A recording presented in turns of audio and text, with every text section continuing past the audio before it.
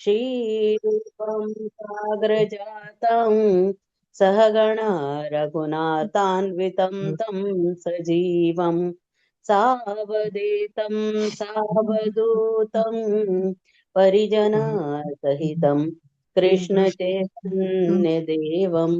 श्रीराधा कृष्णपादान् सहगणा ललिता श्रीविशाखान्वितांश्च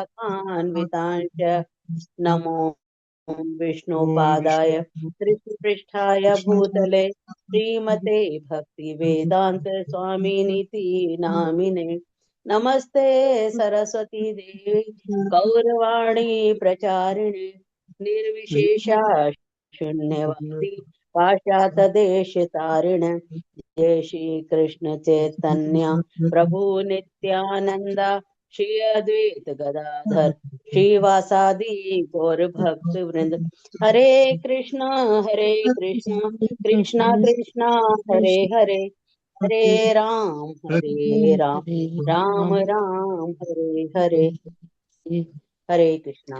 हरे हरे कृष्ण। तो हम लोगों ने लास्ट क्लास में फ्राइडे वाली तक सेकंड अध्याय का 6 चैप्टर कवर कर लिया था। इस अध्याय का जिसका नाम है गीता का सार, जिसको हम लोग सेकंड चैप्टर को सांख्य योग भी बोलते हैं। पहला चैप्टर था विषाद योग और दूसरा चैप्टर है सांख्य योग। तो हम लोग आगे बढ़ने से पहले दूसरा अध्याय क्योंकि बहुत इंपॉर्टेंट है, इसलिए इसके ऊपर एक थोड़ा सा सारांश ले लेते हैं, इसकी विवेचना करते हैं कि इस अध्याय में क्या क्या इंपॉर्टेंट चीजें हैं, आगे हम लोग क्या क्या इस अध्याय में पढ़ेंगे।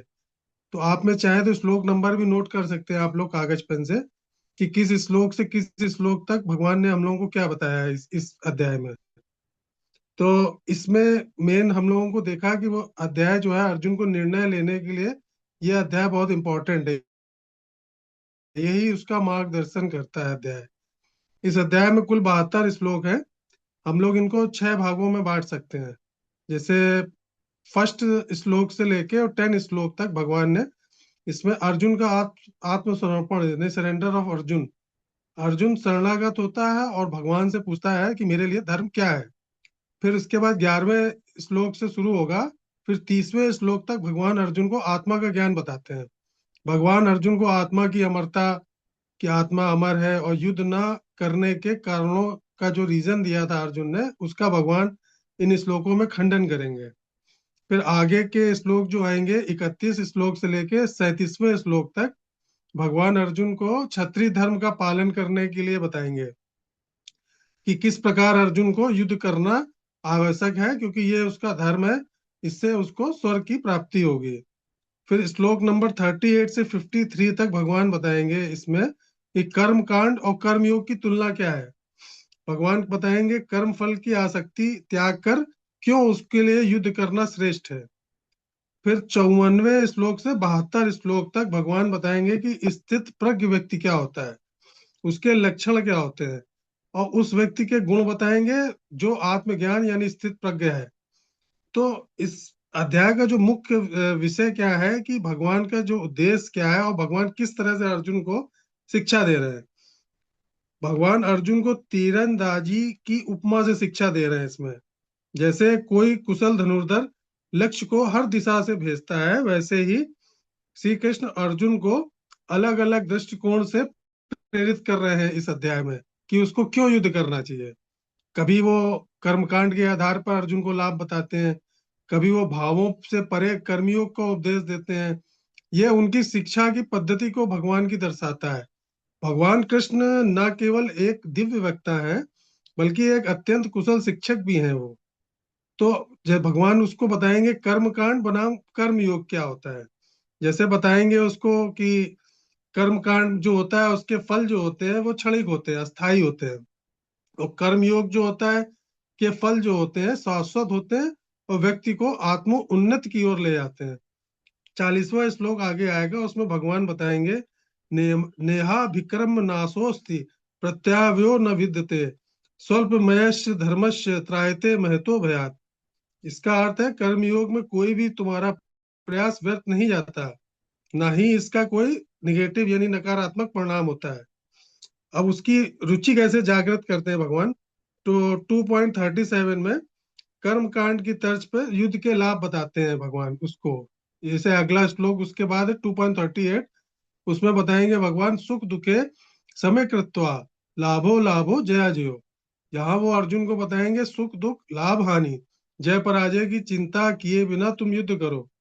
ये प्रतीत होता है कि वे अपने पहले कथन से उल्टा बोल रहे हैं, लेकिन वास्तव में ये गहराई में ले जाने की भगवान की रणनीति है। इस विरोधाभास से और अर्जुन गहराई से जुड़ जाता है। अब भगवान का शिक्षा देने का क्रम क्या है और जो अर्जुन है उसकी पात्रता क्या होनी चाहिए। भगवान यहीं से शिक्षा शुरू करते हैं जहां अर्जुन स्थित है।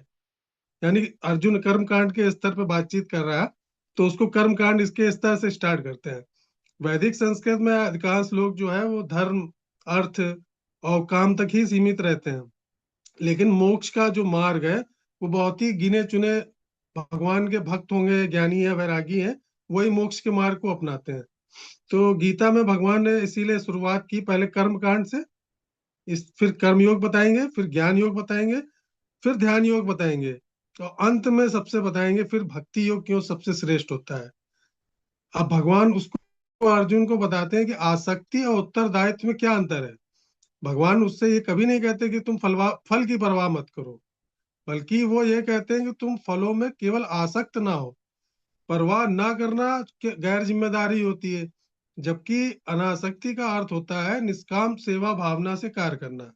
जैसे आप एग्जाम्पल दे सकते हैं कि कोई बच्चा है, वो एग्जाम के समय पढ़ाई नहीं कर रहा है, और बल्कि वो अपने माँ बाप से कहता है कि मैं तो अनासक्त हूँ, मुझे मुझे कोई उससे मतलब नहीं। तो ये अनासक्ति नहीं कहलाएगी, ये बोला जाएगा कि ये तुम्हारी गैर जिम्मेदारी है। तो भगवत गीता संदेश देती है कर्तव्य करो, पर उससे आसक्त मत हो। तो भगवत गीता हम कह सकते हैं कि केवल एक शास्त्र नहीं है, बल्कि एक बातचीत है, कुशल बातचीत जिसको बोल सकते हैं, कुशल संवाद, जो पर्पस की पूर्ति के लिए विभिन्न प्रोसेस को प्रस्तुत करता है। यानी पर्पस उद्देश्य हो गया, और प्रक्रिया उसकी अलग अलग है। तो उसका उद्देश्य हो गया व्यक्ति को भव बंधन से मुक्त करना। यह मुक्ति अलग अलग मार्ग से संभव है, उसको कोई भी अपना सकता है। जैसे कर्म योग हो गया, ज्ञान हो गया, ध्यान योग हो गया, और सबसे लास्ट में भगवान कहते हैं जब सब कर लो उसके बाद फिर भक्ति योग में आओ। तो श्री कृष्ण एक शिक्षक के रूप में सिद्ध कर देते हैं कि हर शिष्य की स्थिति संवाद शुरू करके उसको फिर धीरे धीरे सत्य की ओर ले जाए। तो भगवत गीता में मेन संदेश भगवान का क्या है कि आप कर्म करो, लेकिन फल से आसक्ति क्यों ना रखें। बार बार भगवान कहते हैं कि फल में आसक्त ना हो। इसका अर्थ ये है कि कर्तव्य करते समय ये मत सोचो कि तुमको परिणाम मिलेगा या नहीं, उसी आधार पर तुम्हारा समर्पण तय होना चाहिए। अगर हम सोचें कि अब फल नहीं मिलेगा तो हम कार्य क्यों करें, तो हमारा ये दृष्टिकोण पूरी तरह से गलत है। क्यों, हमें कर्तव्य करना है, क्योंकि ये हमारा उत्तरदायित्व है। हमें ऐसे कार्य करने हैं कि फल मिले, लेकिन केवल फल पाने की इच्छा से हमको कोई कार्य नहीं करना है। जैसे माता पिता बच्चों का पालन पोषण तो करते हैं ताकि वो पढ़ लिख जाएं, एक अच्छे नागरिक बन जाएं, देश के एक भक्त बन जाएं। लेकिन अगर बच्चा सही दिशा में ना जाए, तो क्या माँ बाप उस बच्चे को त्याग देते हैं? नहीं त्यागते हैं। क्यों? फिर उसको फिर से प्रेम से सुधारने का प्रयास करते रहते हैं, जब तक वो सुधरने के लिए पूरी तरह से तैयार ना हो जाए। तो ये माता पिता की जो बच्चे के प्रति कर्तव्य निष्ठा है, अगर बच्चा नहीं कर रहा है तो वो हार मान के उसको छोड़ दें, तो ये, लेकिन ये त्याग और निस्वार्थता का भाव है। तो हमको दो बातें इसमें समझनी है कि एक हमारा गोल यानी लक्ष्य क्या होना चाहिए, दूसरा ध्येय। ध्येय और लक्ष्य, और उसके बाद क्या आता है उसका रिजल्ट यानी फल। दोनों एक समान नहीं होते हैं, क्योंकि लक्ष्य हम पहले तय करते हैं और फल उसके बाद आता है। जैसे अर्जुन ने युद्ध में हर दिन कोई ना कोई एक लक्ष्य तय करके युद्ध किया। जैसे एक दिन जयद्रथ वध का संकल्प लिया उसने, लेकिन उसका फल उसको तुरंत नहीं मिला। जयदत्त का व्रत बाद में हुआ। तो भगवान इसमें ये बोल रहे हैं हम लोगों से कि action come first and then result come after. यानी एक्शन कम्स फर्स्ट, पहले एक्शन फिर रिजल्ट कम्स आफ्टर, उसके बाद रिजल्ट देखना है हमको। तो लक्ष्य पर ध्यान देने से हमारा उत्साह और संकल्प मजबूत होता है, लेकिन अगर हम फल से आसक्त हो जाए तो ये हमारे कर्तव्य से हमको भटका सकता है। अब एक हम आपको एग्जाम्पल दे रहे हैं, मान लीजिए कि कोई मैच चल रहा है, ठीक है, क्रिकेट सब लोग देखते हैं। अगर कोई क्रिकेटर आखिरी बल्लेबाज बचा है और एक विकेट पे उसको रहते हुए उसको 150 रन बनाने हैं, लेकिन वो हर बॉल फेंके जाने पर केवल ये सोचता रहे कि 150 रन कैसे होंगे, 150 कैसे बनेंगे, अरे बहुत बड़ा स्कोर है, मैं अकेला हूं, मैं कैसे बनाऊंगा। तो क्या होगा, उससे उत्साह उसका गिर जाएगा और तो उत्साहित हो जाएगा। लेकिन अगर वो धैर्य पूर्वक केवल नेक्स्ट बॉल पे ध्यान दे, यानी अगली गेंद पे क्या करना है, 1 रन 2 रन 4 रन ये तो बाद में देखना है, खेलना है उसको, टिके रहना है, तो उसके जीतने की संभावना है, तो वो खेल सकते हैं। जबकि फल की निराश संभावना यहाँ बहुत कम है, तो व्यक्ति क्या होता है, निराश हो जाता है और कर्म करना छोड़ देता है। तो हमें क्या, फल को लक्ष्य की प्रेरणा मानना, लेकिन आसक्ति नहीं बनाना है उसमें कि क्या रिजल्ट आएगा। यहाँ अर्जुन का दृष्टिकोण यही था कि उन्हें युद्ध जीतने का लाभ दिख रहा था, लेकिन साथ में उनके जो अपने रिश्तेदार और परिजन थे, उनकी मृत्यु की हानि हो का उनको भय लग रहा था। तो उनको लग रहा था कि राज्य का जो लाभ होगा, हम राज्य में बैठेंगे, लेकिन उसके आगे अर्थहीन है कि हमारे रिश्तेदार ना रहें। इसलिए भगवान ने कहा, सुख दुख लाभ हानि और जय पराजय, इन सबको तुम समान मानो और अपना सिर्फ कर्तव्य करो, क्योंकि हर कार्य के कई स्तर पर परिणाम होते हैं। तो मान लीजिए कोई, हम लोग क्लास कर रहे हैं, जैसे मान लीजिए कोई भागवत का प्रवचन कर रहा है, लेकिन उसको ये लगता है कि सामने वाले जो श्रोता बैठे हैं वो तो रुचि नहीं दिखा रहे हैं। तो क्या बोलने वाले वक्ता को ये सोचना चाहिए, क्या हम ऐसा बोलें कि हर किसी को समझ में आ जाए, कि मैं जो बोल रहा हूँ मैं बोलता रहूंगा तो मुझे एक दिन न एक दिन अभ्यास हो जाएगा बोलने का, या उसको इसलिए बोलना चाहिए कि मैं बोल रहा हूँ तो क्या हो रहा है, भगवान का नाम मैं प्रचार कर रहा हूँ। तो ये उद्देश्य होना चाहिए कि कोई आगे सुनता है नहीं सुनता उसका अभी परिणाम होता है, वो भक्त बनता है नहीं बनता है, ये हम सोच के बोलेंगे या क्लास करेंगे तो हम लोग आगे कुछ भी नहीं कर सकते। तो क्या है, ये सब एक फल है, ये हमको दिखता तुरंत नहीं है, पर आगे एक ना दिन उसका परिणाम अवश्य आएगा। इसलिए जब हम लोग केवल तुरंत मिलने वाले अर्जेंट फल को ही देखने लगते हैं, तो हमारी दृष्टि क्या है, सीमित हो जाएगी। जैसे कोई छात्र पढ़ाई कर रहा है, लेकिन क्या है, उसको नंबर नहीं आ रहे। अगर पढ़ाई से उसको ज्ञान प्राप्त हो रहा है, उसको समझ मिल रही है, तो यही ज्ञान उसको आगे जाके उसकी नौकरी में, उसकी लाइफ में काम आएगा, उसके मार्क्स नहीं काम आएंगे।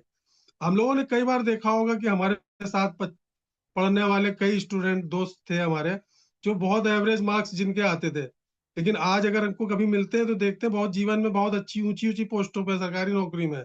क्यों? उन्होंने जो पढ़ाई करी उसको बहुत ही गहराई से समझा। उन्होंने केवल मार्क्स पाने के लिए पढ़ाई नहीं की, उन्होंने ज्ञान प्राप्त करने के लिए पढ़ाई करी। तो हमारा क्या कर्म है, हमारा धर्म है कर्म करना, और फल क्या, फल फिर वह मुझे ईश्वर के हाथों में छोड़ना है, ईश्वर के हाथ में देना है। तो हमारा ध्यान केवल इस पर होना चाहिए कि कर्तव्य को हमें श्रद्धा और समर्पण से करना है, फल आए या ना आए उसकी चिंता नहीं करनी है। तो जिस सब्जेक्ट का व्यवहारिक ज्ञान है तो उसे अच्छे से प्राप्त करना है, इसलिए उन्हें निश्चित रूप से लाभ हो सकता है। कभी कभी हम ये महसूस करते हैं कि तत्काल रिजल्ट आना चाहिए किसी चीज के लिए, तो जब हम कर्मयोग की बात करते हैं तो शास्त्र हमको ये बताते हैं कि कर्म करते समय आप फल के प्रति आसक्त ना हो। समानता जब शास्त्र फल त्यागने की बात करते हैं तो इसका आसक्त होता है कि आप अपनी भौतिक इच्छाओं को और भौतिक आसक्तियों को त्यागिए। भगवान आगे इस अध्याय में बताएंगे हमको कि आध्यात्मिक इच्छाएं अच्छी होती हैं। कौन सी आध्यात्मिक इच्छा करनी चाहिए? जैसे हमको भगवान को प्राप्त करने की इच्छा करनी चाहिए, इसको नहीं त्यागना चाहिए, ये मोस्ट मोस्ट कंपलसरी है। इसी से ही हमारी सारी इच्छाएं पूर्ण हो सकती हैं। तो जब भगवान कहते हैं फल से आसक्त मत रहो, इसका मतलब है कि भौतिक फल से आप आसक्ति ना रखिए। अगर आप युद्ध कर रहे हैं तो तुम जीतो या हारो, क्या होगा, जीत होगी या हार होगी, लाभ होगी कि हानि होगी, इसकी आपको चिंता नहीं करनी है। युद्ध का फल चाहे जो भी हो, तुम बिना फल की आसक्ति के केवल अपना कर्तव्य करो, तो उससे तुमको मुक्ति की प्राप्ति होगी, जो सर्वोच्च फल है। इस अध्याय में भगवान कई स्थानों पर बताएंगे कि आध्यात्मिक फल उत्तम होता है, भक्ति प्रेम और भगवत प्राप्ति, ये सब तीनों एक प्रकार की मुक्ति होती है। इसीलिए मुक्ति को कभी त्याज नहीं समझना चाहिए। जैसे अर्जुन बोलते हैं मुक्ति नहीं चाहिए मुझे, तो भगवान कहते हैं मुक्ति को नहीं त्यागना चाहिए। तो भगवान अर्जुन से कहेंगे फल की अपेक्षा मत रखो। तो अर्जुन के मन में बार बार प्रश्न उठता है कि ये कैसा हो सकता है कि ऐसा व्यक्ति जो आत्म प्रज्ञ होता है वो कैसे स्थित हो सकता है। कि अर्जुन को क्या है, द्वंद में है कि युद्ध करना है या नहीं करना है, वो तय नहीं कर पा रहे हैं। पहले भगवान कह रहे हैं युद्ध, कह रहे हैं युद्ध करो, फिर कह रहे हैं कर्तव्य करो, फिर कह रहे हैं फल की आसक्ति मत रखो। जब वो कह रहे हैं ऐसा करने से तुम शांत हो जाओगे, स्थित प्रज्ञ हो जाओगे, तो भगवान से अर्जुन पूछेगा आगे लास्ट के श्लोकों में कि स्थित प्रज्ञ व्यक्ति क्या होता है, उसके लक्षण कैसे होते हैं, वो कैसे बोलता है, कैसे उठता है, कैसे चलता है। तो अर्जुन जो प्रश्न कर रहा है भगवान से नॉन लिटरल प्रश्न है, कि जैसे कैसे बोलता है, ऐसे ऐसे कठिनाइयों में उसकी वाणी कैसे होनी चाहिए, कैसे बैठता है, इसका मतलब उसकी इंद्रिय निग्रह की अवस्था कैसी होती है। तो प्रतीकात्मक प्रश्न है, भगवान भी इसका उत्तर जो देंगे वो बहुत गहराई से देंगे। जैसे भगवान कहेंगे आगे कि भाषिते किम, कि वह व्यक्ति सुख दुख में कैसा बोलता है, उसकी वाणी कैसी होती है, सुख दुख में कैसा बोलता है, फिर उसके बाद उसकी इंद्रियों का संयम कैसा होता है, फिर अपने कर्मों में इंद्रियों को कैसे लगाता है, किम रजेत। तो 2.55 से आगे जब 2.71 श्लोक तक हम लोग पढ़ेंगे, तो 2.55 से भगवान बताएंगे स्थित प्रज्ञ व्यक्ति की वाणी की विशेषता क्या होती है। फिर 58 से लेकर 61 तक श्लोक में भगवान बताएंगे कि इंद्रियों को संयमित करने की विधि क्या होगी। जैसे आगे हम लोग देखेंगे, कछुए का उदाहरण देते हैं भगवान, कि कछुआ जो है मुसीबत आने पर सारी हाथ पैरों को, मुंह को, सबको अपने खोल के अंदर कर लेता है। तो इस प्रकार जो व्यक्ति इंद्रियों को संयम कर सकता है, वो इन कछुए से एग्जाम्पल देंगे भगवान। और फिर 2.62 से 71 लास्ट में बताएंगे कि इच्छाओं की उत्पत्ति, विनाश और अंततः मुक्ति की स्थिति कैसे होती है। तो मुख्य बिंदु, मेन पॉइंट हम लोगों को क्या है इसमें देखना है कि अर्जुन को भगवान कह रहे हैं युद्ध करना है, तो उसे अपनी इंद्रियों को वश में रखते हुए और कर्तव्य पे केंद्रित रहते हुए युद्ध करना है। यदि वह भीष्म पितामह या द्रोणाचार्य की व्यक्तिगत पहचान के आधार पर युद्ध में भावुक हो गया कि ये हमारे बाबा है, काका है, गुरु हैं, तो उसका कर्तव्यच्युत होना निश्चित है, वो फिर घबरा जाएगा। तो भगवान बार बार यही उसको समझा रहे हैं कि कर्तव्य करो, चिंता मत करो, अपने चिंतनों के विषयों को हटाकर तुम भगवान में लगाओ। जो इंद्रियों को नियंत्रित करके आध्यात्मिक लक्ष्य प्राप्त कर लेगा व्यक्ति, वही स्थिति पर कहलाएगा। तो भगवान ये बताएंगे कि जब कोई कार्य करते हैं तो ये ना देखो कि लोग हमारे बारे में क्या सोच रहे हैं, बल्कि ये देखो कि कर्तव्य हमारा क्या है। यही कर्मयोग है, यही कर्मयोग का सारांश है। कर्तव्य पे ध्यान दो, ना कि दुनिया क्या सोचेगी, दुनिया की धारणा पर हमको नहीं सोचना है। मान लीजिए हम गाड़ी चला रहे हैं, तो जब हम गाड़ी चला रहे होते तो हमको ध्यान कहाँ देना चाहिए, सामने की तरफ। कभी कभी ये होता है कि कई बार आप ड्राइव नहीं कर रहे, कोई दूसरा ड्राइव कर रहा है, आप उसके बगल वाली सीट पे बैठे हैं, लेकिन बीच बीच में कोई प्रश्न पूछ रहा है, तो आप वो आप उत्तर देंगे क्या उसका, गाड़ी चलाते समय? गाड़ी चलाते समय आप उत्तर देंगे तो क्या होगा, आपका ध्यान भटक जाएगा। तो ये आपके उत्तर पर निर्भर करता है, आप उसका उस समय जवाब देते हैं कि नहीं देते हैं। आप गाड़ी चलाने में ध्यान कहाँ केंद्रित रखते हैं, सड़क पे। कहते हैं इंद्रियों को लगाना, इसका मतलब ये नहीं कि आप कहीं भी भटक जाएं, इसको जरूरत के अनुसार नियंत्रित रूप से लगाना चाहिए। भगवान अर्जुन को यही बता रहे हैं इस अध्याय में, कि जब तुम युद्ध करोगे तो हो सकता है कि कोई तुम्हारी निंदा करे कि अरे अर्जुन ने बताओ अपने रिश्तेदारों को मार दिया, अपने भाई बंधुओं को मार दिया, किसके लिए मार दिया, राज्य प्राप्ति के लिए मार दिया, बताओ ये जमीन भूमि के लिए युद्ध कर रहा है। तो ये निंदा करने वाले करेंगे। तो शास्त्रों में निशा का जो उपयोग होता है वो अक्सर उन लोगों के लिए किया जाता है जो भौतिक दृष्टि से सोचते हैं। तो इस संदर्भ में भगवान ये बता रहे हैं कि जो लोग कर्म कांड के स्तर पर सोचते हैं, वे तुम्हारे युद्ध को स्वार्थ या विजय की लालसा से प्रेरित मानेंगे। वे ये नहीं समझेंगे कि तुम धर्म की रक्षा के लिए युद्ध कर रहे हो, लेकिन तुमको समाज की और उन लोगों की, निंदकों की चिंता नहीं करनी है। तुमको क्या करना है, तुमको केवल पूर्ण एकाग्रता से युद्ध करना है और अपने मन को अपने कर्तव्य पे ध्यान देना है। कोई तुम्हारे बारे में, लोग तुम्हारे बारे में क्या सोचते हैं, वह बातें कानों के रास्ते से मन में जा सकती हैं, परंतु तुम उनको मन में टिकने मन मत देना। मन को अपने कर्तव्य और लक्ष्य से पूर्णता भर दो। अगर तुम इस प्रकार जीवन जियोगे तो अंत समय तक इसी मनोभाव में अगर स्थित रहोगे तो तुमको परम सिद्धि प्राप्त हो जाएगी। यहाँ पे भगवान अंत काल की महत्ता बता रहे हैं। भगवान अर्जुन को बता रहे हैं कि अर्जुन ने प्रश्न पूछा तो भगवान ने उत्तर भी विस्तार पूर्वक दिया है। कभी कभी ऐसा होता है कि जब कोई लेक्चर चल रहा होता है और कोई श्रोता बीच में प्रश्न पूछ देता है, तो उत्तर देते देते समय विषय थोड़ा इधर उधर हो सकता है, परंतु एक कुशल वक्ता वही है कि प्रश्न चाहे किसी भी दिशा में जाए, लेकिन उसको घूम फिर के टॉपिक वहीं लेके आना है जो उनका पॉइंट है। तो 2.54 में अर्जुन प्रश्न पूछता है कि स्थित प्रज्ञ के लक्षण क्या होते हैं। तो भगवान 2.55 से 2.72 तक पूरा विस्तार में स्थित प्रज्ञ व्यक्ति की स्थिति बताते हैं। और 2.58 से 72 तक भगवान अर्जुन को कर्तव्य पालन की दृष्टि देते हैं। इस प्रकार दूसरा अध्याय लास्ट में 2 पार्ट में डिवाइड है। पहला भाग हो जाता है 2.38 से 53 तक कर्मकांड और कर्मयोग है, और इसके बाद भगवान उसको स्थित प्रज्ञ के बारे में बताते हैं। तो स्थित प्रज्ञ कौन होता है, भगवान बताएंगे। 4 लक्षण होते हैं स्थित प्रज्ञ व्यक्ति के, कि इंद्रिय संयम और समत्व बुद्धि, ये स्थित प्रज्ञ की एक निशानी है। भगवान उसको युद्ध धर्म बार बार बोलते हैं कि जानबूझ कर अर्जुन को धर्म और उसका कर्तव्य याद दिलाते हैं, कि अगर अर्जुन अभी भी भ्रम में रहा तो भगवान उसको किस प्रकार से भ्रम दूर करेंगे, ये हम लोग तीसरे अध्याय में देखेंगे। हरे कृष्णा। तो हम लोग अब आज 7वें श्लोक से स्टार्ट करते हैं और 12 तक कोशिश करेंगे ले लें, 5 श्लोक तक पूरा पढ़ना है एक जन को, और फिर उसका अर्थ तात्पर्य और अनुवाद। यस प्रभु जी। यस, स्टार्ट करिए। 2.7 कार्पण्य दोषो उपहस भाव पृच्छामि त्वां धर्म सम्मूढ़ चेता यस्यसि यात निश्चितं ब्रूहि तन्मे शिष्यस्ते अहम शादि मां त्वां प्रपन्नम। अनुवाद। अब मैं अपनी कृपण दुर्बलता के कारण अपना कर्तव्य भूल गया हूँ और सारा धैर्य खो चुका हूँ। ऐसी अवस्था में मैं आपसे पूछ रहा हूँ कि मेरे लिए शेषकर हो उसे निश्चित रूप से बताएं। अब मैं आपका शिष्य हूँ और आपका शरणागत हूँ, कृपया मुझे उपदेश दें। तात्पर्य। यह प्राकृतिक नियम है कि भौतिक कार्यकलाप की प्रणाली ही हर एक के लिए चिंता का कारण है।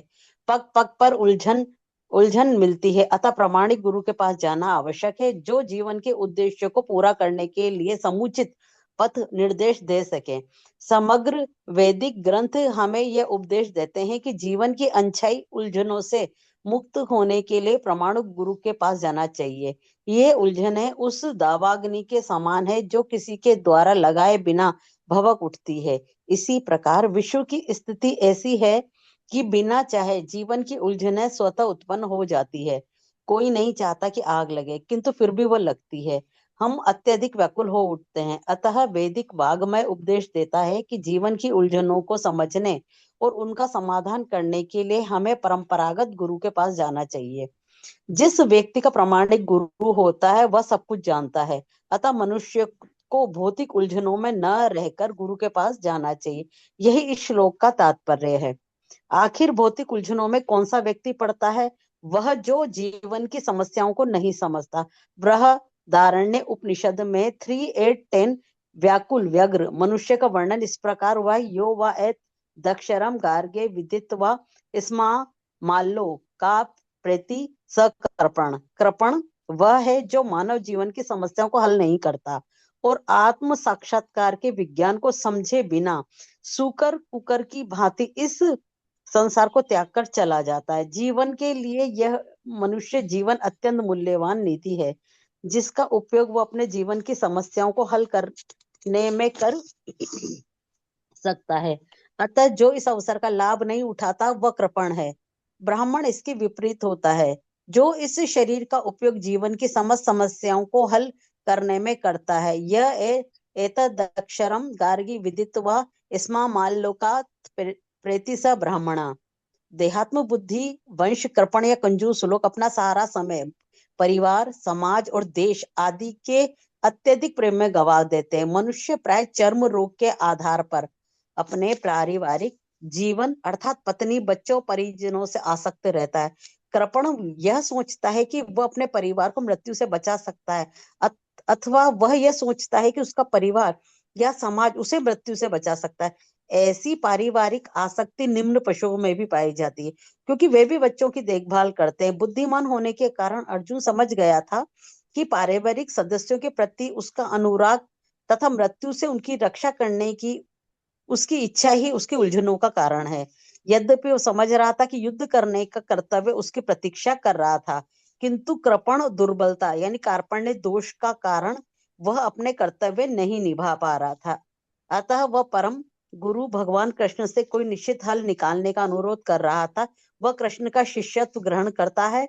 वह मित्रतापूर्ण बातें बंद करना चाहता है। गुरु और शिष्य की बातें गंभीर होती है, और जब अर्जुन अपने मान्य गुरु के समक्ष गंभीरता पूर्वक बातें करना चाहता है। इसीलिए कृष्ण भगवत गीता ज्ञान के आदि गुरु हैं, और अर्जुन गीता समझने वाला प्रथम शिष्य है।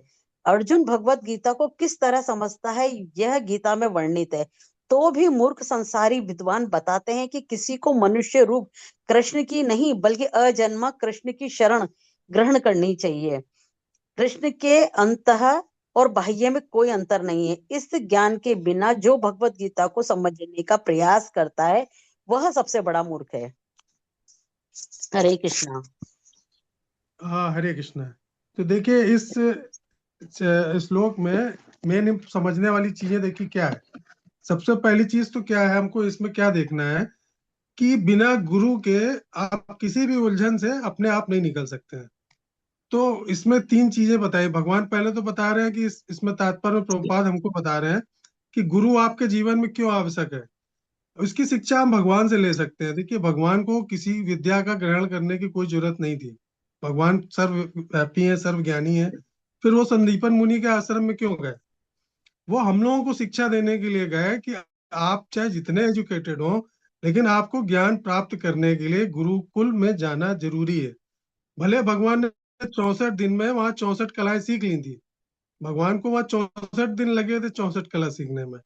तो अब यहाँ पे देखिए गुरु की आवश्यकता बता रहे हैं भगवान कि अर्जुन ने जब तक उनको अपना मित्र माना, मेरे भाई थे भगवान उनके, तो वो भाई की तरह उनका दोस्ताना व्यवहार था भगवान के साथ। तब तक भगवान ने उनको कुछ भी नहीं ज्ञान देने की कोशिश की। लेकिन जब अर्जुन पूरी तरह सरेंडर हो गए भगवान के सामने कि अब मैं आप तो समर्पण करता हूँ, आप मुझे रास्ता दिखाइए, आप मुझे ज्ञान दीजिए, तो हमको क्या देखना है कि हमको एक गुरु की तलाश करनी है अपने जीवन के लिए भी। कि गुरु कैसा होना चाहिए? प्रमाणिक होना चाहिए। प्रमाणिक जो किसी परंपरा से आ रहा हो। जो हमारे भारतवर्ष में 4 परंपराओं को मान्यता दी गई है, तो उस परंपरा या उस संप्रदाय से होना चाहिए। दूसरा, वो भगवान का शुद्ध भक्त होना चाहिए। जब ये क्वालिटी किसी गुरु के अंदर होती है, तो हम उसको गुरु के रूप में एक्सेप्ट करते हैं, स्वीकार कर लेते हैं। तो अब आप गुरु के पास जब जाएं तो उसके पास पूरी तरह सरेंडर होके जाना चाहिए। फुली सरेंडर, आत्मसमर्पण करना है। कि ऐसे नहीं पूछना है कि अरे मुझे तो सब आता है, मैंने सब पढ़ा है, गुरु जी आप ये बताओ, आप इसका क्या उत्तर होगा। खड़े होके, यानी उसको लगेगा कि आपके अंदर अहंकार बोल रहा है, तो वो आपका उत्तर नहीं देगा। वो ये क्या है, ये बदतमीजी कहलाएगी, इंसल्ट कहलाएगी गुरु की। तो आपको क्या करना है, इसमें भगवान बताएंगे आगे कि तद विधि प्रणिपाते न परिप्रश्न सेव्य, यानी गुरु के पास जाओ विनम्र होके दंडवत करो। फिर विनम्रता से आप अपनी जिज्ञासा प्रकट करो, क्वेरी नहीं। हम लोग क्या करते हैं आजकल, बहुत ज्ञानवान हो जाते हैं व्हाट्सएप देख देख के। तो हम लोग क्या करते हैं, गुरु को ज्ञान देने लगते हैं। अरे मैंने ये पढ़ा था यहाँ, तो ये गुरु ये कह रहे थे, फलाचार्य ये कह रहे थे, गुरु को ही समझाने लगते हैं। तो क्या होता है, उससे तर्क वितर्क होने लगता है, तो गुरु की अवज्ञा हो जाती है वहां। फिर हम गुरु से ज्ञान प्राप्त करने के लिए नहीं गए हैं, फिर उनसे हम लोग तर्क वितर्क कर रहे हैं। तो गुरु से ज्ञान प्राप्त करने के लिए क्या होना चाहिए, आपको विनम्र होना चाहिए। तो यहाँ इस श्लोक में अर्जुन क्या है, गुरु बनने का अनुरोध कर रहे हैं भगवान को, विनती कर रहे हैं कि मेरी बुद्धि जो है कार्पण दोष से ग्रस्त हो गई है, कर्तव्य विहीन हो गया हूं मैं। तो अपना गुरु बनाने के लिए भगवान से प्रार्थना कर रहे हैं कि आप मुझे उपदेश दीजिए। तब सारे वैदिक शास्त्रों में सर्वसम्मत से ये घोषणा है कि आध्यात्मिक गुरु के माध्यम से ही हमको दिव्य ज्ञान प्राप्त हो सकता है। जैसे यहाँ कुछ एग्जाम्पल दे रहे हैं हम आपको। मुंडो उपनिषद में 1.212 में बताया गया, तद ज्ञानार्थ स गुरु मेवा विकचते सवित पढ़ी क्षेत्रीय ब्रह्मनिष्ठम। परम सत्य को जानने के लिए ऐसे गुरु के पास जाए जो शास्त्रों के ज्ञाता हो और व्यवहारिक रूप से ईश्वर प्राप्ति के स्तर पर स्थित हो। फिर भागवतम में 11.3.21 में बताया है, तस्मात् गुरुम प्रपद्येते जिज्ञासु श्रेय उत्तमम शब्द पारे निष्ठातम ब्रह्मण उपश्रयामयस्त्रम। तो इसका शास्त्रों के सत्य के साधक को ऐसे आध्यात्मिक गुरु के समक्ष स्वयं को समर्पित कर देना चाहिए जो शास्त्रों के निष्कर्ष को जानता हो, वो अच्छी तरह से समझता हो, और सभी भौतिक विषयों को त्याग कर पूरी पूरी तरह से गुरु ईश्वर की शरण में होना चाहिए। जैसे रामायण में बताया गया, गुरु बिन भय भव निधि तरे न कोई, जो विरंचि सकर स्वभाव सोई। तो गुरु की कृपा के बिना परम आध्यात्मिक साधक को भौतिक सागर को पार नहीं कर सकते।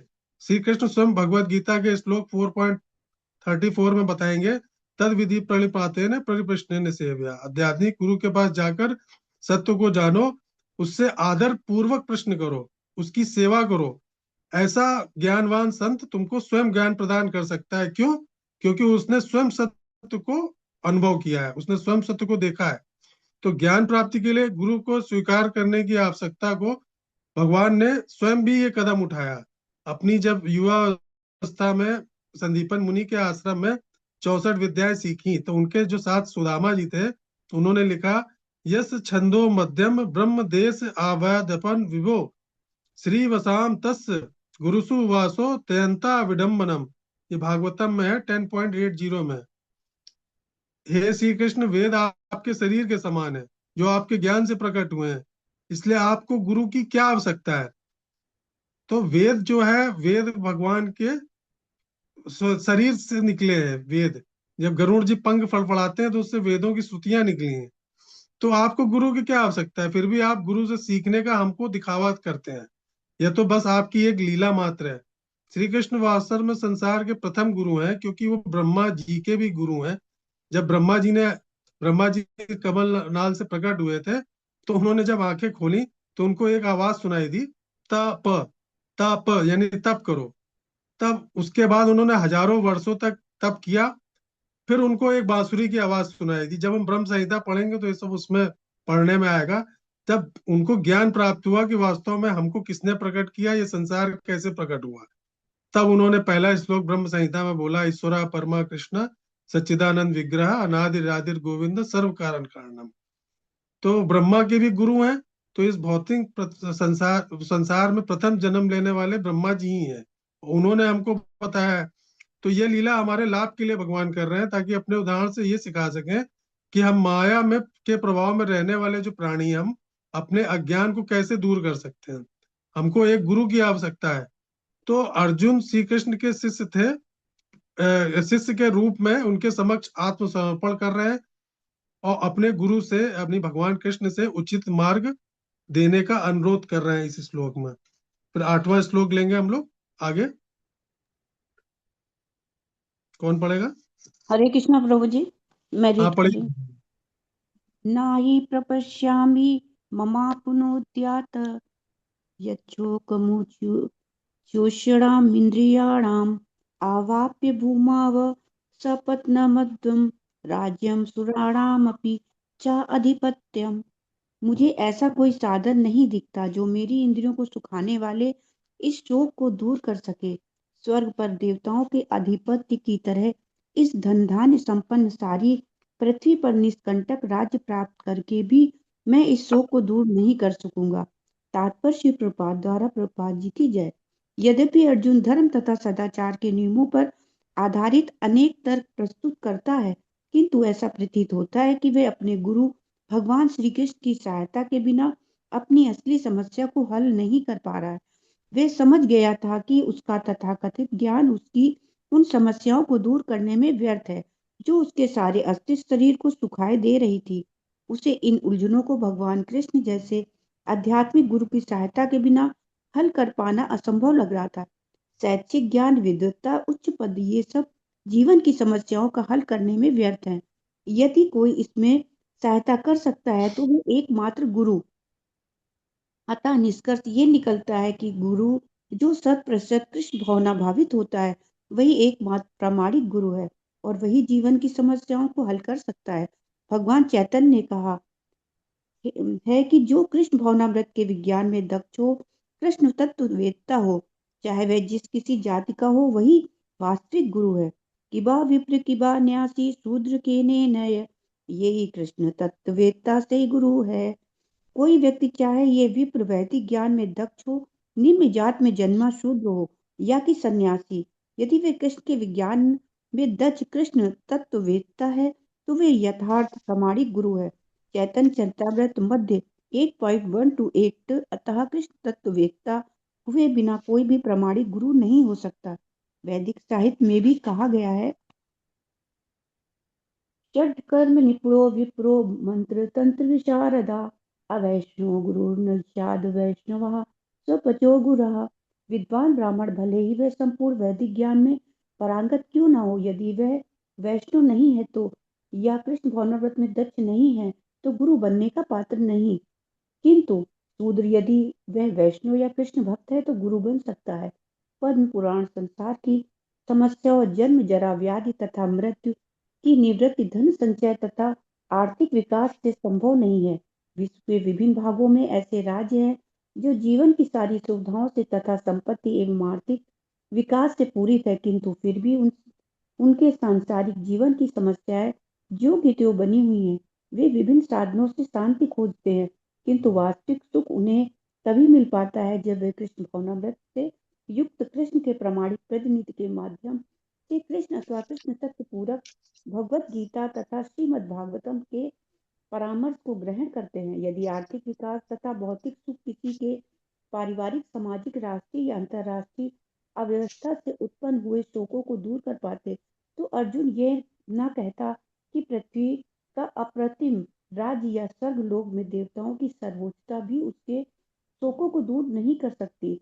इसलिए उसने कृष्ण भावनाव्रत का ही आश्रय ग्रहण किया, और यही शांति तथा समरसता है का उचित मार्ग है। आर्थिक विकास का विश्व आधिपत्य प्राकृतिक प्रलय द्वारा किसी भी क्षण समाप्त हो सकता है।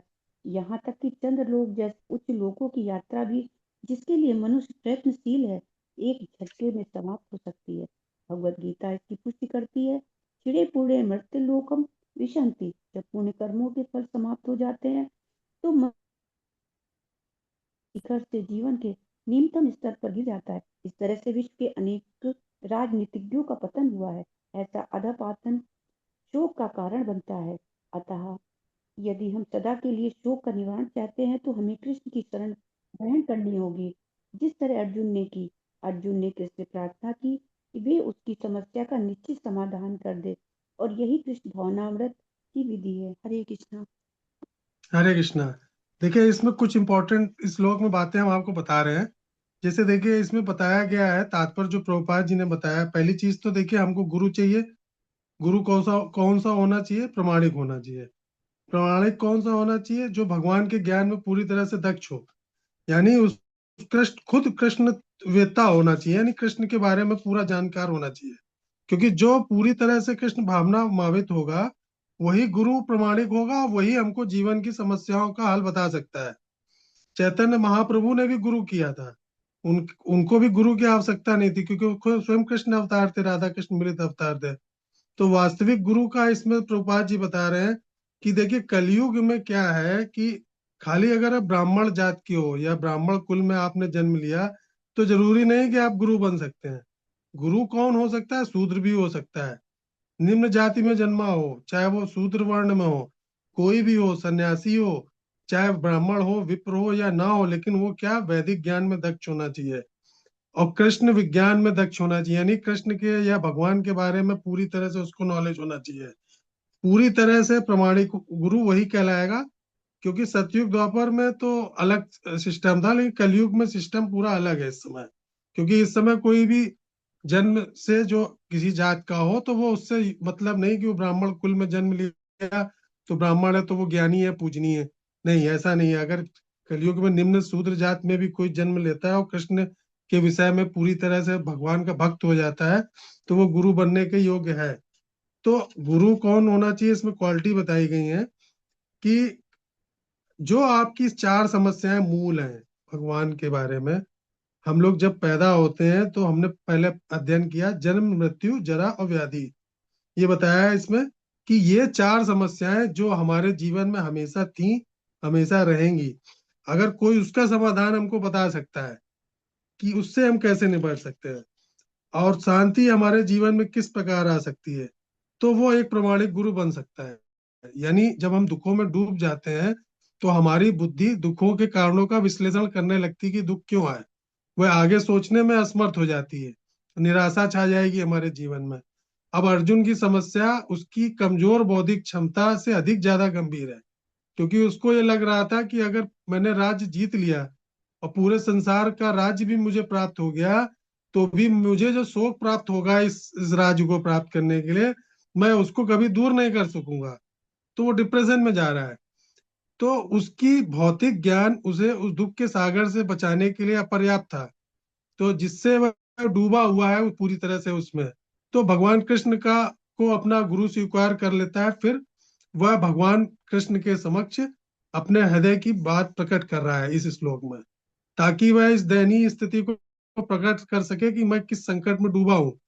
तो अर्जुन की जो स्थिति है वो कोई नई नहीं है। जीवन की यात्रा में हमको भी, हम लोगों सबको लोगों को इस तरह की परिस्थितियों को कई बार सामना करना पड़ता है। हम सुख चाहते तो हैं, पर क्या है, दुख भोगते भी हैं। ज्ञान की इच्छा रखते भी हैं, पर अज्ञान के बादल नहीं छटते, उसमें हम लोग पूरी तरह से असमर्थ हैं। परिपूर्ण प्रेम की लालसा रखते हैं, पर क्या प्रेम मिलता है हमको? नहीं, बार बार निराशा ही हाथ लगती है। तो जो हम कॉलेजों से डिग्रियां अर्जित करते हैं, इस भौतिक ज्ञान को अर्जित करते हैं पूरे जीवन, तो ये सब क्या हमारी उलझनों को जीवन की सुलझा सकती हैं? जीवन में कभी नहीं। हमको कभी जीवन में इस तरह की उलझने अगर आएंगी तो ये हमारी डिग्रियां उसमें काम नहीं आएंगी। तो जीवन की इस पहेली को सुलझाने के लिए क्या हमको जरूरत है? दिव्य ज्ञान। और दिव्य ज्ञान कौन दे सकता है हमको? प्रमाणिक गुरु। ये दिव्य ज्ञान का खजाना हमको तब प्राप्त होगा जब हमको एक सच्चा गुरु मिल जाए, जो प्रमाणिक हो, परमानंद में स्थिति हो, और उससे सीखने के लिए हमारे अंदर विनम्रता, पोलाइटनेस होनी चाहिए। अगर पोलाइटनेस नहीं है तो हम कुछ भी नहीं कर सकते हैं। ठीक है। हरे कृष्णा। आगे पढ़ते हैं 9वां श्लोक। हरे कृष्ण हरे प्रभु। कृष्ण। आगे के 2 श्लोक मैं पढ़ रही। जी पढ़िए, 9वां श्लोक और 10वां पढ़िए। जी। एव मुक्त्वा हृषीकेशं गुडाकेशा परन्तपा नायुत्सः इति गोविंद मुक्त्वा तृषणीं बभूव। संजय ने कहा, इस प्रकार कहने के बाद शत्रुओं का दमन करने वाला अर्जुन कृष्ण से बोला, हे गोविंद, मैं युद्ध नहीं करूंगा, और चुप हो गया। तात्पर्य: धृतराष्ट्र को यह जानकर परम प्रसन्नता हुई होगी कि अर्जुन युद्ध न करके युद्ध भूमि छोड़कर भिक्षाटन करने जा रहा है, किंतु संजय ने उसे पुनः यह कहकर निराश कर दिया कि अर्जुन अपने शत्रुओं को मारने में सक्षम है। परंतपा यद्यपि कुछ समय के लिए अर्जुन अपने पारिवारिक स्नेह के प्रति मिथ्या शोक से अभिभूत था, किंतु उसने शिष्य रूप में अपने गुरु श्री कृष्ण की शरण ग्रहण कर ली। इससे सूचित होता है कि शीघ्र ही वह इस शोक से निवृत्त हो जाएगा और आत्मा साक्षात्कार या कृष्णा भावना मृत के पूर्ण ज्ञान से प्रकाशित होकर पुनः युद्ध करेगा। इस तरह धृतराष्ट्र का हर्ष भंग हो जाएगा। 10वां। 10वां भी पढ़िए माता जी। जी। तमुवाच हृषीकेशा प्रहसन्निव भारत सेनयोर भयो मर्दे विषीदन्तमिदं वचः। हे भरतवंशी धृतराष्ट्र, उस समय दोनों सेनाओं के मध्य शोकमग्न अर्जुन से कृष्ण ने मानो हंसते हुए ये शब्द कहे। तात्पर्य: 2 घनिष्ठ मित्रों अर्थात ऋषिकेश तथा गुड़ाकेश के मध्य वार्ता चल रही थी। मित्र के रूप में दोनों का पद समान था, किंतु इनमें से एक स्वेच्छा से दूसरे का शिष्य बन गया। कृष्ण हंस रहे थे क्योंकि उसका मित्र अब उनका शिष्य बन गया था। सबों के स्वामी होने के कारण वे सदैव श्रेष्ठ पद पर रहते हैं, तो भी भगवान अपने भक्त के लिए सखा, पुत्र या प्रेमी बनना स्वीकार करते हैं, किंतु जब उन्हें गुरु रूप में अंगीकार कर लिया गया तो उन्होंने तुरंत गुरु की भूमिका निभाने के लिए शिष्य से गुरु की भांति गंभीरता पूर्वक बातें की, जैसा कि अपेक्षित है। ऐसा प्रतीत होता है कि गुरु तथा शिष्य की यह वार्ता दोनों सेनाओं की उपस्थिति में हुई, जिससे सारे लोग लाभान्वित हुए। अतः भगवत गीता का संवाद किसी एक व्यक्ति, समाज या जात के लिए नहीं, अपितु सबों के लिए है, और उसे सुनने के लिए शत्रु या मित्र समान रूप से अधिकारी है। हरे कृष्ण। देखिए इस श्लोक में संजय बोल रहे हैं, जो धृतराष्ट्र से बता रहे हैं कि जो है अर्जुन भगवान से बोल रहा है कि मैं युद्ध नहीं करूंगा, पूरी वार्तालाप बता रहे हैं। तो धृतराष्ट्र को अपनी कथा सुनाते हुए संजय ने जिन लोगों का, व्यक्तियों का नामों का उपयोग किया, तो उसमें अर्जुन को देखिए पिछले भी, पहले भी कई बार बोला गया गुडाकेश। तो हम लोगों ने पहले भी इसका अर्थ समझा था, गुडाकेश अर्जुन को क्यों बोला गया, कि जिसने अपनी नींद पर विजय प्राप्त कर ली हो। और गुडाकेश का एक अर्थ होता है जिसने अपनी इंद्रियों पर विजय प्राप्त कर रखी हो। तो सभी प्राणी नींद के ऊपर विजय नहीं प्राप्त कर सकते, क्योंकि नींद की शक्ति ऐसी है कि वो सभी प्राणियों को अपने वश में रखती है। लेकिन अर्जुन ऐसे एकमात्र थे जिनके वश में नींद थी, जब वो चाहते थे तभी उनको निद्रा आती थी। तो अपने दृढ़ संकल्प से अर्जुन ने अपने आप को इस प्रकार अनुशासित कर रखा था कि नींद जब वो अनुमति देंगे तभी नींद आएगी। तो इस तरह अर्जुन बात कर रहे हैं यहाँ पे कि लगता ही नहीं कि वो उनको इतनी ज्यादा संयम है।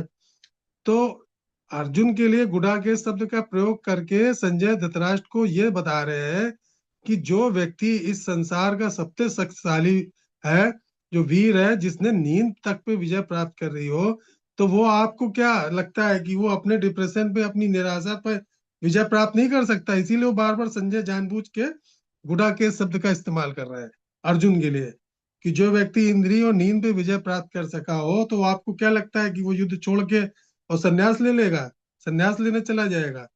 और दूसरा यहाँ पे भगवान के लिए बोला जा रहा है क्या, ऋषिकेश। तो ऋषिकेश कौन? जिसने मन और इंद्रियों के जो स्वामी है, उसने विजय प्राप्त कर ली। लेकिन ये तो भगवान स्वयं स्वामी है मन और इंद्रियों के।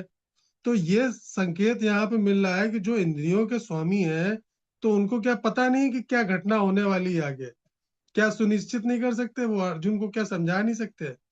तो अर्जुन के जो विलाप भरे शब्द है, तो इसलिए उसके बिल्कुल विपरीत भगवान कृष्ण मुस्कुरा रहे हैं। तो इसका मतलब ये स्पष्ट है कि वो इस स्थिति को समझ रहे थे और वो जानते थे कि हम अर्जुन को किस तरह से संतुष्ट कर सकते हैं, इसलिए वो हंस रहे थे, पूर्ण प्रसन्न थे। तो ऐसा ही स्वभाव ज्ञानी व्यक्ति में देखने को मिलेगा आपको। जो ज्ञानी होता है, बुद्धिमान व्यक्ति होता है, तो वो किसी भी प्रश्न से या किसी भी परिस्थिति में अपना संयम नहीं खोता है, वो मुस्कुराता रहेगा। आपको लगेगा देखने में कि इसको सब पता है। तो हम लोग अपनी अपूर्ण समझ के कारण सामने आने वाली स्थितियों में कमियां निकालते हैं, उसकी हम शिकायतें करते हैं, हम उससे भाग जाना चाहते हैं, हम उसको अपने दुख का कारण मानते हैं। यही हमारे जीवन में अक्सर ऐसा होता है कि हमको लगता है कि ये जो समस्या है बहुत पर्वत की तरह विशाल है, लेकिन हम चाहें तो उसको राई के समक्ष भी समझ सकते हैं उसको, और छोटा करके भी उसको खत्म कर सकते हैं, अगर हमको किसी से मार्गदर्शन प्राप्त हो जाए।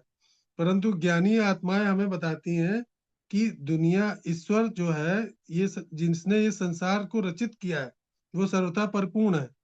और अच्छी बुरी दोनों परिस्थितियां किसी दिव्य उद्देश्य से हमारे सामने आती हैं। क्यों? क्योंकि अगर हमारे सामने बुरी परिस्थिति नहीं आएगी, तो हमें आध्यात्मिक विकास हमारा किस प्रकार से होगा, हम पूर्ण सत्य को कैसे जानेंगे? अगर हम सुखी सुख जीवन में मिलेगा, तो कभी हम भगवान को जानने की इच्छा करेंगे क्या? कभी नहीं करेंगे। तो ये सब एक योजना के तहत हमारे सामने दुख आते हैं, जिससे हम अपने आध्यात्मिक यात्रा की दिशा में आगे बढ़ने के लिए इसको जानने का प्रयास करें कि ये कठिन परिस्थिति क्यों आई है। तो जो ज्ञानी व्यक्ति होता है वो इस रहस्य को समझ लेता है, और कठिन परिस्थितियों में, दुख की स्थितियों में कभी विचलित नहीं होगा, बल्कि शांति और धैर्य के साथ में उस स्थिति का सामना करेगा। तो ये दुनिया की जो संरचनाएं हैं, इसकी पूर्णता तभी होगी जब हमको इसको भौतिक दृष्टिकोण से ना देखें, हम इसको क्या करें, आध्यात्मिक दृष्टिकोण से देखें कि अगर आज सुख है तो कल दुख भी आएगा। तो इसीलिए भगवान इसमें गुरु और शिष्य की बातचीत जो इसमें हम लोग सुन रहे हैं। अब आगे 11वां श्लोक भगवान बोलेंगे उसमें, 11वें श्लोक में। हरे कृष्णा प्रभु जी। पढ़िए माता जी। अशोच्यानन्य शोच शोच स्तत्वं प्रज्ञावादांच भाषसे गतासूंच नानुशोचिन्त पंडिता। श्री भगवान ने कहा, तुम पंडित पूर्ण वचन कहते हुए उनके लिए शोक कर रहे हो जो शोक करने योग्य नहीं है। जो विद्वान होते हैं वे ना तो जीवित के लिए न ही मृत के लिए शोक करते हैं। डॉक्टर शिला प्रभुपाद के द्वारा शिला प्रभुपाद की जय। भगवान ने तत्काल गुरु का पद संभाला और अपने शिष्य को अप्रत्यक्षता मूर्ख कहकर डांटा। उन्होंने कहा, तुम विद्वान की तरह बातें करते हो, किंतु तुम यह नहीं जानते कि जो विद्वान होता है, अर्थात जो यह जानता है कि शरीर तथा आत्मा क्या क्या है, वह किसी भी अवस्था में शरीर के लिए, चाहे वह जीवित हो या मृत, शोक नहीं करता है। अगले अध्यायों में यह स्पष्ट हो जाएगा कि ज्ञान का अर्थ पदार्थ तथा आत्मा एवं इन दोनों के नियामक को जानना है। अर्जुन का तर्क था कि राजनीति या समाज नीति की अपेक्षा धर्म को अधिक महत्व मिलना चाहिए, किंतु उसे यह ज्ञात न था कि पदार्थ, आत्मा तथा परमेश्वर का ज्ञान धार्मिक सूत्रों से भी अधिक महत्वपूर्ण है, और चूंकि उसमें इस ज्ञान का अभाव था, अतः उसे विद्वान नहीं बनना चाहिए था, और चूंकि वह अत्यधिक विद्वान नहीं था, इसलिए वह शोक के सर्वथा अयोग्य वस्तु के लिए शोक कर रहा था। यह शरीर जन्मता है और आज या कल इसका विनाश निश्चित है, अतः शरीर उतना महत्वपूर्ण नहीं है जितना कि आत्मा है। जो इस तत्व को जानता है वही असली विद्वान है, और उसके लिए शोक का कोई कारण नहीं हो सकता। हरे कृष्ण। हरे कृष्ण। तो देखिए इस श्लोक में भगवान जो है अर्जुन के सामने इस तरह से एक्सप्रेस कर रहे हैं कि जैसे अर्जुन कोई नाटकीय संवाद कर रहा हो और फालतू का रो रहा हो, व्यर्थ का विलाप कर रहा हो। तो भगवान के शुरुआत करते हैं कि अर्जुन तुम विलाप कर रहे हो क्यों, तुमको लगता है कि तुम्हारे विलाप का कारण तुम्हारे लिए काफी जायज है, लेकिन भगवान क्या करते हैं, सहानुभूति नहीं दिखा रहे अर्जुन को, बल्कि उनके सारे तर्कों को भगवान पूरी तरह से इसमें खारिज कर रहे हैं। तो अर्जुन से कहते हैं भले ही तुमको लग रहा है कि तुम ज्ञान की बात कर रहे हो, लेकिन वास्तव में तुम जो बोल रहे हो वो एक अज्ञानता का प्रमाण है। तुम जो बोल रहे हो वो अज्ञान व्यक्ति बोलता है, और विलाप करने का तुम्हारा कोई भी जो रीजन तुम दे रहे हो वो एक भी रीजनेबल नहीं है, उचित नहीं है। क्योंकि जो पंडित होता है, जो अपने आप ज्ञानी होता है, वो किसके लिए शोक करता है? न तो वो जीवित व्यक्ति के लिए शोक करता है और ना ही मृत के लिए करता है, क्योंकि उसको पता है कि ये आत्मा तो अजन्मा अमर है, वो कभी नष्ट नहीं होती। तो तुम शरीर के लिए रो रहे हो कि आत्मा के लिए रो रहे हो? भाई मृत शरीर के रोने का कोई मतलब नहीं, क्योंकि शरीर तो छूट गया, वो तो मिट्टी का पंच तत्व का है, आत्मा थोड़ी ना मरेगी, तो उसके लिए रोने का कोई मतलब नहीं। तो तुम अपने सगे संबंधियों को मरते हुए देखने में या मारने देखने में तुम जो दुख देख रहे हो कि मुझे दुख होगा, ये तुम्हारा क्या है? भ्रम है। और ये सिद्ध नहीं करता कि तुम पंडित हो, तो ये सिद्ध ये कर रहा है कि तुम पंडित नहीं हो, तुम्हें ज्ञानवान नहीं हो। बहुत दूर तक जाने की आवश्यकता नहीं, यहाँ शोक से परे एक बुद्धिमान व्यक्ति मिल जाता है, क्योंकि स्वयं उनके जो दादा भीष्म थे वो उसके एक उत्तम उदाहरण थे। वो एक इस प्रकार के भगवान के भक्त और ऋषि थे जिनको जीवन और मृत्यु के रहस्यों को भली समझ थी, और इन सब परिस्थितियों के द्वंद्व से बहुत ऊपर उठे हुए थे वो भीष्म पितामह।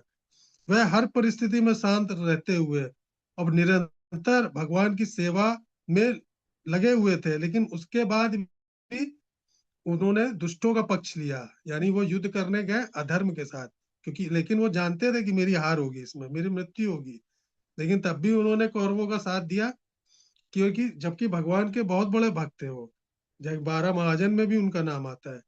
तो ये सिद्ध होता है कि जो ईश्वर के प्रति समर्पित होते हैं वो परिणाम नहीं देखते हैं, विचलित नहीं होते हैं कि भगवान के विरुद्ध मैं युद्ध कर रहा हूँ, मैं सामने खड़ा हूँ।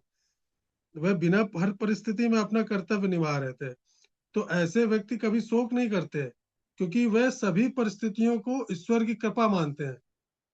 जैसे हम लोग देखेंगे छांदो उपनिषद में लिखा हुआ है कि ईश्वर जो है पृथ्वी पर, या ईश्वर की जो माया शक्ति है जो पृथ्वी पर कभी भूकंप लाती है, कभी तूफान, कभी बाढ़ ले आती है, कभी चक्रवात आ जाता है। ये आए दिन ये आपदाएं क्यों उत्पन्न की जाती मनुष्यों के लिए?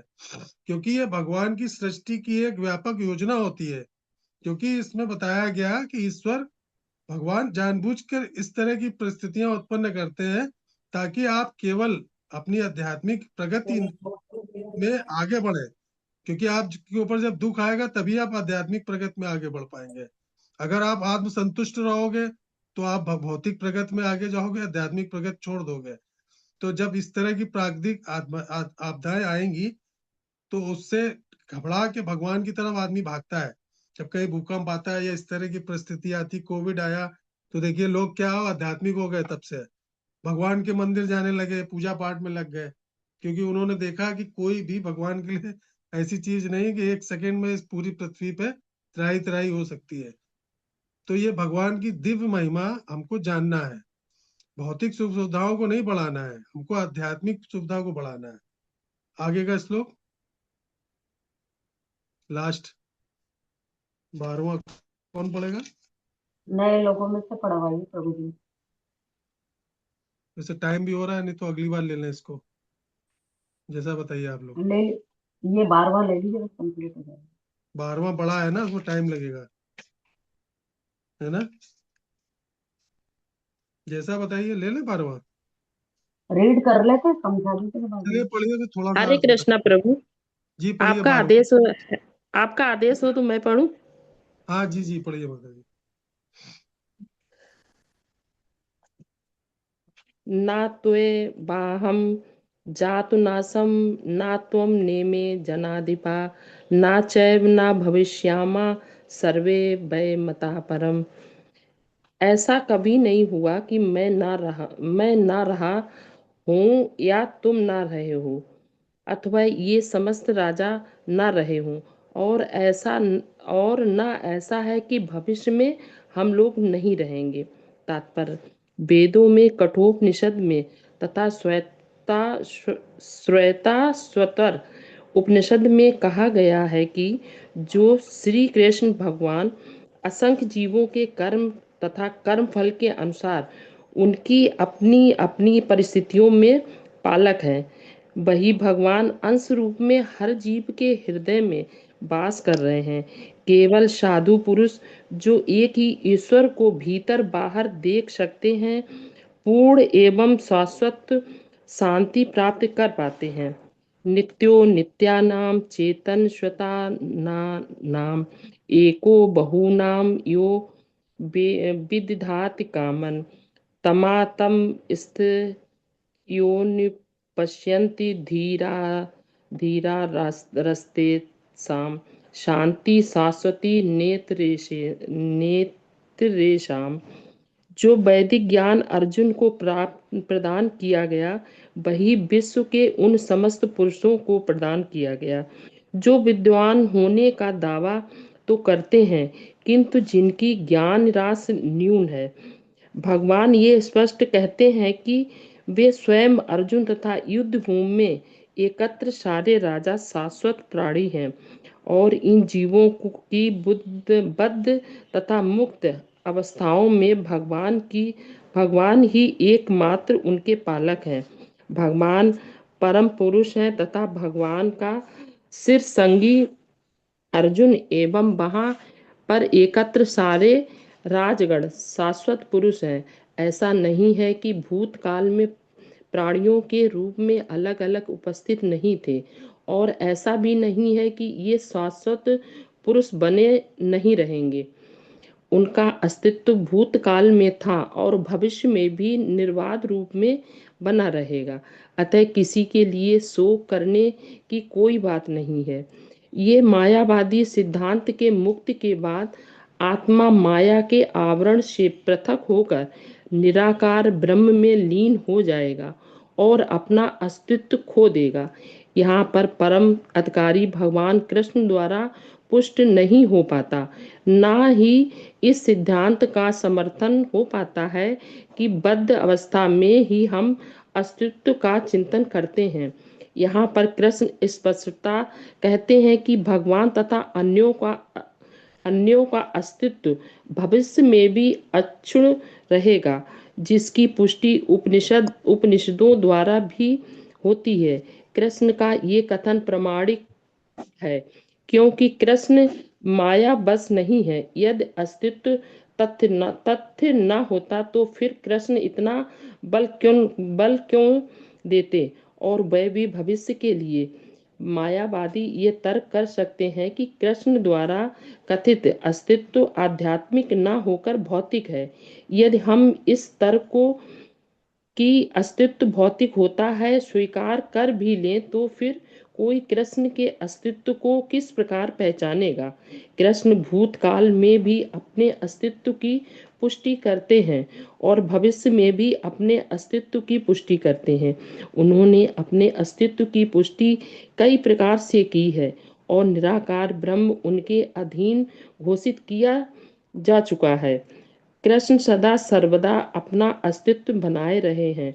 यदि उन्हें सामान्य चेतना वाले सामान्य व्यक्ति के रूप में माना जाता है तो प्रामाणिक शास्त्र के रूप में उनकी भगवत गीता का कोई महत्ता नहीं होगी। एक सामान्य व्यक्ति मनुष्यों के 4 अवगुणों के कारण श्रवण करने योग्य शिक्षा देने में असमर्थ रहता है। गीता ऐसे साहित्य से ऊपर है। कोई भी संसारी ग्रंथ गीता की तुलना नहीं कर सकता। श्री कृष्ण को सामान्य व्यक्ति मान लेने पर गीता की सारी महत्ता जाती रहती है। मायावादियों का तर्क है कि इस लोक में वर्णित द्वैत लौकिक है और शरीर के लिए प्रयुक्त हुआ है, किंतु इसके पहले वाले श्लोक में ऐसी देहात्म बुद्धि की निंदा की गई है। एक बार जीवों को देहात्म बुद्धि की निंदा करने के बाद ये कैसे संभव है कि कृष्ण पुनः शरीर पर